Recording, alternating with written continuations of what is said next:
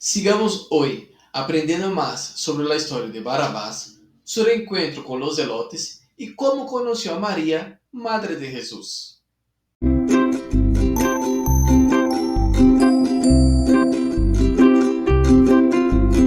Hola, ¿cómo estás? Bienvenido al canal Conociendo el Espiritismo. Mi nombre es Kaique Lima y hoy seguiré contando la apasionante historia de Barrabás que pocos conocen. Para crear el guión de este video, utilicé como base el libro Yo, Barrabás, dictado por el espíritu de Odetinha y psicografiado por la médium Ivana Moraes. Después de la crucifixión de Jesús, Barrabás pasó unos días vagando por Jerusalén y luego fue a buscar a Simón.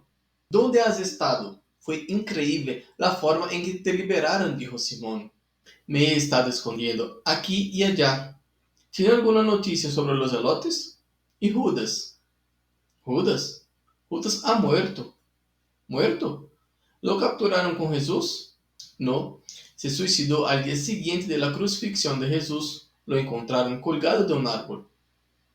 Judas había hecho un trato con los sacerdotes. Estaban muy molestos por las cosas que Jesús estaba diciendo porque disminuía su autoridad y los ridicularizaban. Muchos se inclinaron a seguirlo. Así, el poder de los sacerdotes se vio cada vez más sacudido. Judas trató por todos los medios de convencer a Jesús de que se proclamara rey de Israel. Afirmó que obtendría el apoyo de los zelotes para su toma del poder, pero Jesús continuó afirmando que su reino no era de este mundo. Lo que hizo Judas fue intentar una estratagema para que Jesús mostrara públicamente sus poderes, ganándose a la gente de una manera indiscutible y asustando al Sanedrín y a Roma. En el exterior, articulaba una acción revolucionaria de los zelotes que culminaría con un golpe de Estado y la posesión del trono. Jesús sería rey, tú el general de confianza y él el consejero o ministro. Para eso viniste a mí antes de ese episodio en el patio del templo. Casi logramos consumar lo que él quería. Sí, si no fuera por dos detalles importantes. Su arresto, que dejó a los zelotes debilitados en sí líder, y el total desinterés de Jesús por el trono de Israel. No lo entiendo. Ese día, yo mismo escuché a Jesús criticar duramente a los sacerdotes. Pilato incluso lo acusó de ser enemigo de César. A mí me pareció bastante enérgico, a decir verdad. Llegué a creer que podría convertirse en un gran líder de nuestro pueblo. Tenía un don de la palabra, encantaba a las multitudes. Esto, combinado con la fuerza de los zelotes y la astucia de Judas, podría incluso habernos puesto en el poder, reflexioné. Es verdad, pero el hecho es que poco después de que usted fuera arrestado, Jesús todavía era abordado por personas estratégicamente instruidas por el Sanedrín para tratar de comprometerlo. Quería que cometieran algún desliz grave en público para acusarlo de traición. Algunos, aprovechando el tumulto en el patio, le preguntaron a Jesús si era justo que pagáramos impuestos a César. ¿Sabe lo que respondió? Pidió una moneda y preguntó de quién era la esfinge tapada en ella. Ellos respondieron, del César. Y él dijo, pues, dad a César lo que es de César y a Dios lo que es de Dios. Judas había buscado a los sacerdotes, diciendo que estaba dispuesto a revelar el lugar donde Jesús pasaba las noches. Sabía que querían arrestarlo, pero no lo hicieron por la gente, que seguramente se rebelaría si viera una escena así. Se convertiría en un mártir. Y los mártires siempre atraen multitudes. Los sacerdotes ofrecieron 30 denarios para que Judas diera la información. Él dio, pero esperaba que en la inminencia de ser arrestado, Jesús reaccionaría y mostraría de lo que era capaz. Estaba seguro de que no permitiría que lo condenaran de esta manera. Tal vez incluso creía que un ejército de ángeles descendería a la tierra para ayudar al profeta. Ilusión. Lo que sucedió es que Jesús fue arrestado sin decir nada. Fue interrogado varias veces y no dijo nada en defensa propia. Ni siquiera trató de declararse inocente cuando se le acusaron de traición a César, algo que sabemos que no es cierto. Permaneció en silencio, se dejó llevar a la cruz pasivamente y aceptó hasta que un criminal como tú fuera liberado en tu lugar. Ante eso, Judas se desesperó al ver que Jesús no hizo nada para defenderse mientras la gente pedía su condenación. El remordimiento fue demasiado para él. Eso es lo que no entiendo. Las mismas personas que lo aclamaron como rey fueron a la plaza a pedir su condena. Todo cuidadosamente articulado por Anás. Después del arresto de Jesús, hicieron una verdadera cacería de todos los que tenían alguna conexión con él. Asustada, la gente se escondía, pero en el fondo nadie imaginaba que sería condenado a la cruz. Anás movió sus influencias para que el juicio de Jesús fuera por carácter urgente. Presionó a Pilato, quien había sido desacreditado ante César, diciendo que si no llevara inmediatamente al Nazareno a juicio, llevaría noticias a Roma de que compartía ideales revolucionarios. Así que con los seguidores y simpatizantes de Jesús fuera de las calles, intentó presionar a los más ignorantes para que pidieran tu liberación, ya que estaban dispuestos a luchar contra los tributos de César. La masa fácilmente manipulable, junto con los aliados de Anás, sembrados entre el pueblo, trató de levantar las aclamaciones para que usted fuera liberado y Jesús condenado. Después de todo, sus pretensiones políticas son muy concretas y el reino que Jesús predicó no tiene nada de real. Es pura utopía. Pero había algo realmente diferente en ese hombre, Simón. Antes de que se lo llevaran los soldados, el día que nos juzgaron, se acercó a mí y me dijo una frase muy extraña. Hágalos regresar al nido. ¿A qué te refieres? Preguntó Simón. No tengo ni idea, pero el caso es que esta frase está grabada en una tablita tallada que Lea recibió de un hombre al que le dio de beber poco antes de casarnos. Dijo que era un joven carpintero conocido en su región como un hombre santo. Así que le mostré a Simón la tablita que siempre llevaba conmigo. Él la examinó con semblante grave. Carpintero, dijiste. Sí, Jesús era carpintero, ¿sabías? En ese momento, Barabás sintió un salto en su pecho y comenzó a pensar que su encuentro con Jesús no había sido obra de la casualidad. Unos días más tarde, Barabás sale de la casa de Simón, decidido a buscar respuestas. Comenzó su búsqueda yendo a Betania porque sabía que Lázaro, el hombre a quien Jesús había resucitado, vivía allí. Al llegar a Betania, después de mucho buscar, Barabás finalmente encuentra la casa de Lázaro. Vivía con sus dos hermanas, Marta y María. Después de analizar la tablita, María dice que no puede decir si realmente fue hecha por Jesús y que la única persona que puede certificar la autenticidad sería María, madre de Jesús, que vivía en Betania con Juan, uno de los apóstoles. En ese proceso, Barabás comenzó a hacer muchas reflexiones. Pensaba que la revolución que proponía Jesús no era verdaderamente la revolución espiritual y podría ser que la revolución que buscaban los zelotes no fuera solo para hacer que el poder pasara a manos autoritarias. Al llegar a Betania, Barabás no tuvo dificultades en encontrar la casa de Juan. Fue bien recibido por el joven apóstol que ya estaba esperando su visita, ya que había sido alertado por Lázaro. María, la madre de Jesús, se había ido a pasar unos días en Magdala con María Magdala, lo que dejó a Barabás un poco frustrado. Le explicó a Juan el motivo de su viaje y la búsqueda del significado de la frase en la tablita, en un breve diálogo descrito en el libro. Desde ese día, cuando fue condenado en mi lugar, no pude quitármelo de la cabeza. Él sabía quién era, yo, Juan. Sabía que merecía la cruz más que nadie y, sin embargo, no hizo nada para defenderse. ¿Por qué lo hizo? ¿Qué esperas de mí? Soy un asesino. Él era inocente. Yo siento vergüenza. No te sientas culpable, Barabás.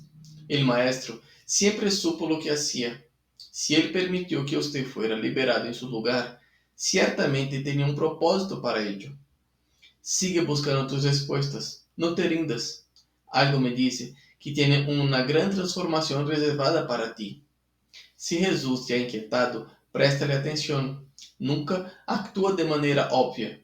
Todo lo que haces tiene un propósito. Y si tiene un propósito para ti, considérate afortunado. ¿Un propósito para mí? ¿De qué podría servirle a Jesús? Yo, un hombre lleno de sentimientos poco nobles. Exactamente para eso. Una vez nos dijo que los médicos son para los enfermos, no para los sanos. Piénsalo.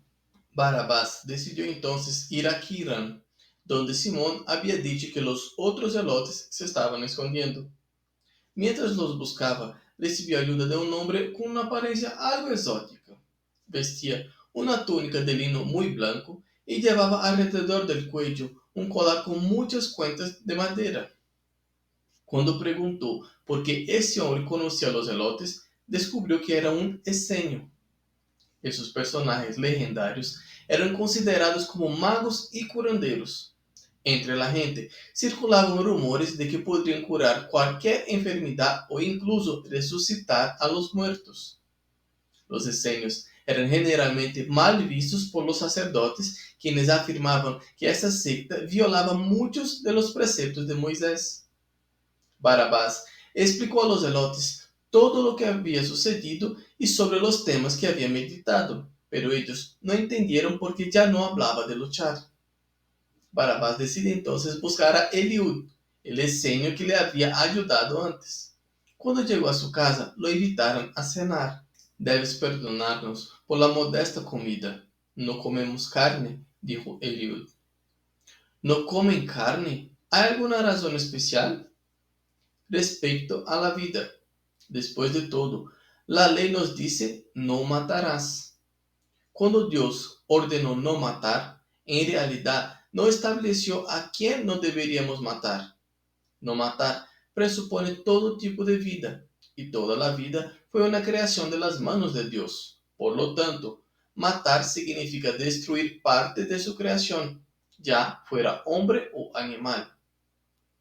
Eliud explica que conoció a Jesús y que su primo Juan el Bautista también era esenio y fue de ellos que aprendió la práctica del bautismo en el río Jordán. Eliud relata cómo fue convivir con Jesús en la infancia. Lo conocí cuando todavía era un niño. Teníamos casi la misma edad e incluso jugábamos juntos un par de veces. Pero Jesús no era dado a muchas juergas. Era un chico introspectivo y muchos chicos se burlaban de él por ser un poco diferente. Tenía una belleza magnífica, incluso en la infancia tenía un porte altivo y elegante. Caminaba como si sus pies apenas tocaran el suelo. Siempre hablaba con una voz calma y suave, pero la mayor parte del tiempo estaba callado y meditativo. Sus ojos estaban fijos en el horizonte, como si viera mucho más de lo que nuestros ojos podrían ver. Era capaz de permanecer en ese estado sereno durante horas. Por esta razón, era considerado raro e incluso había quienes decían que era tonto y despistado. Le gustaba cantar y tenía una voz cristalina. En los juegos de círculo, él siempre era invitado porque cantaba mejor que todos, y aceptaba la invitación con gusto. Pero si por casualidad algún niño burlón decidía tirar piedras a los nidos de los pájaros, asumía un comportamiento sorprendente. Sus ojos se nublaban con una indignación inimaginable y avanzaba decididamente sobre el niño en cuestión, sin importarle si era más grande y más fuerte que él. De hecho, nadie se atrevió a enfrentarlo en esos momentos. Arrancaba las piedras de las manos y inmediatamente volvía a colocar el nido en un lugar seguro. Si alguien encontraba una serpiente por el camino, antes de que pudiera tomar un palo para matarla, él ya la tomaba en sus manos y la depositaba en el bosque fuera del alcance de cualquiera. Incluso las más venenosas no se atrevían a morderlo. ¿Vivió Jesús también con los esenios? Pregunté. Sí, se interesaba por todo el conocimiento elevado que tuviera por el objetivo perfeccionamiento del hombre. Más tarde, supe que él también fue instruido por nuestros maestros durante algún tiempo, pero pronto se dieron cuenta de que Jesús tenía mucho más que enseñar que aprender. Al regresar al escondite de los zelotes, Barabás se encuentra con Simón, quien le explica su nuevo plan. Simón le informa que los apóstoles se reunirán para elegir a un nuevo apóstol que ocupe al lugar de Judas, ya que deben ser 12. Quería que Barabás fuera ese nuevo apóstol, para convencer al pueblo de la causa de los zelotes y así poder formar un ejército más fuerte y numeroso. Barabás se puso furioso con la propuesta y decidió irse. Simón advierte que si se va será considerado un enemigo de los zelotes. A Barabás no le importa la amenaza y sigue caminando. Decidió ir a Jerusalén para advertir a los apóstoles que no eligieran a Simón como nuevo discípulo. Cuando llegó a casa de José de Arimatea, en medio de mucha gente, trató de hablar con Juan, que no parecía haber entendido el mensaje. Un rato después, Juan se acercó a la puerta para preguntar si había alguien más para ser candidato. 2 hombres levantaron la mano. Juan miró a Barabás y volvió a preguntar. Barabás sintió un gran deseo de levantar la mano, pero la vergüenza de su pasado se lo impidió. Algún tiempo después, Pedro y Juan anunciaron la elección de Matías, quien a partir de ese momento sería el nuevo discípulo de Jesús. Al final del día, Barabás trató de hablar con Pedro. En este punto, Juan se unió a él y le presentó a Barabás a Pedro, diciendo que quería saber más sobre Jesús. Pedro entonces le pide a Barabás que lo busque al día siguiente en la casa de Juan. Cuando llegó allí, finalmente pudo encontrarse con María, la madre de Jesús, quien junto con Juan y Pedro analizaron la tablita y confirmaron que había sido hecha por Jesús. Barabás, muy conmovido, preguntó cuál era el significado de la frase, pero no pudieron responder. Juan y María invitaron a Barabás a quedarse en la casa con ellos. Barabás, cuando se dio cuenta de que los apóstoles la llamaban madre, le preguntó a Pedro por qué lo hacían y él les respondió: Cuando caímos en la desesperación por la muerte del Maestro, todos huyeron a esconderse por temor a ser arrestados también. Pensábamos que todo había terminado, que todo lo que habíamos escuchado de Jesús se borraría con su muerte. Habíamos perdido la esperanza. Incluso en la hora de su mayor dolor, fue ella que nos animó. Fue ella que nos hizo ver que era necesario continuar y no dejar que el sacrificio de su hijo fuera en vano. Su impresionante fuerza y coraje nos llevaron a aceptar cualquier tipo de obstáculos que se nos presentaran. Ella fue la única que mantuvo la verdadera fe. Aunque sufrió cuando vio las atrocidades que le hicieron a su hijo, mantuvo su convicción en su misión divina. María habló mucho con Barabás y le hizo darse cuenta de que era una persona llena de virtudes y que podría usarla para hacer del mundo un lugar mejor, y que a partir de ahí obtendría la paz que buscaba, porque no debería culparse tanto porque todo sucedió como debería haber sucedido. Y el próximo viernes seguiremos conociendo la trayectoria de Barabás, su amistad con Pedro y la narración de María sobre la historia de la vida de Jesús. Quiero agradecerte por quedar conmigo hasta el final de este video. Les pido que dejen su like, dejen su comentario y compartan el video, porque así estarán ayudando a difundir la doctrina espírita y llevando una palabra amiga a más corazones necesitados. Um fraterno abraço a todos e que assim seja.